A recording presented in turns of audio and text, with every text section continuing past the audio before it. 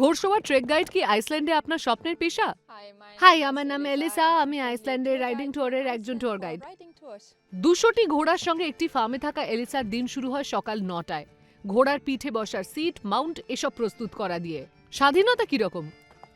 10-এ 7 দেব। অফিসের কাজের চেয়ে ঢের ভালো। ওখানে সারাদিন ভেতরে বসে থাকতে হয়। প্রতিটা দল আলাদা, ফলে আমার কার্যপদ্ধতিও আলাদা। আর শারীরিক ধকল? 10-এ 9.5, কারণ কাজটা শারীরিকভাবে খুবই ডিমান্ডিং।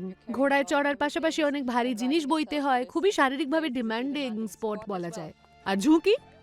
10-এ 7.5, কারণ ঘোড়ায় চড়া বিপজ্জনক। আপনি একটা প্রাণীর পিঠে বসে আছেন, সে চাইলেই যা ইচ্ছে করতে পারে। আপনাকে পিঠ থেকে ছুঁড়ে ফেলতে চাইলে আপনি সোজা মাটিতে। আর work life balance? Work life balance দারুণ তা বলবো না, কারণ আমি সবসময় কাজ করছি। এছাড়া আমার নিজেরও 3টে ঘোড়া আছে। সব মিলিয়ে আমার জীবনে ঘোড়া ছাড়া আর কিছুই নেই।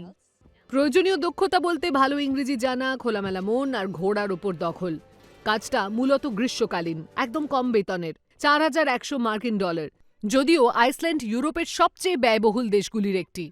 এই কাজ একজন গাইড রেকমেন্ড করবে? গাইডের কাজ করা আমার কাছে স্বপ্নের পেশা, কারণ আমি সারাদিন ঘোড়ায় চড়ে বেড়াতে ভালোবাসি। তার জন্য টাকাও পাই। কাজটার ভালো খারাপ দুটো দিকই আছে, কিন্তু অবশ্যই কাজ হিসেবে পারফেক্ট নয়। আমি সব মিলিয়ে 10-এ 8 দেব।